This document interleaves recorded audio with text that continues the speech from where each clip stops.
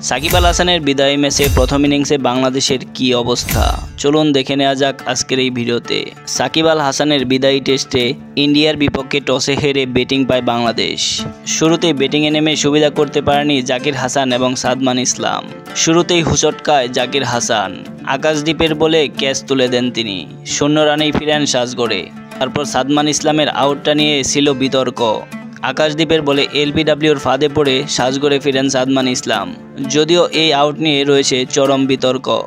সাদমান ইসলামের ব্যাট থেকে আসে 24 রান। তারপর ক্রিজে থিতু হন মমিনুল হক এবং নাজমুল হাসান শান্ত।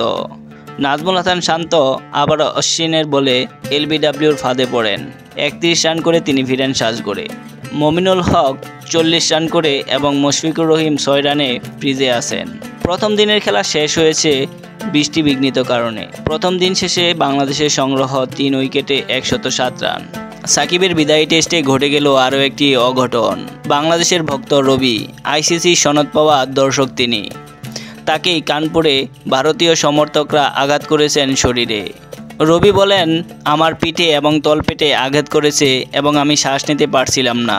স্টেডিয়ামে উপস্থিত নিরাপত্তা কর্মীরা তাকে তাৎক্ষণিক চিকিৎসার জন্য নিকটবর্তী হাসপাতালে নিয়ে যায়। তবে ঘটনাস্থলে পুলিশ এ ধরনের অভিযোগ অস্বীকার করেছে বলে জানান তিনি। পুলিশ বলেছে, আমাদের একজন অফিসার সি ব্লকের প্রবেশদ্বারের কাছে বাংলাদেশি ভক্ত রবিকে পড়ে থাকতে দেখেছে এবং সে কথা বলতে হিমশিম খাচ্ছিল।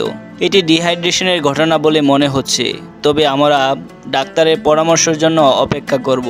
কিন্তু বাংলাদেশের ভক্ত রবির দাবি ভারতের দর্শক সমর্থকরা।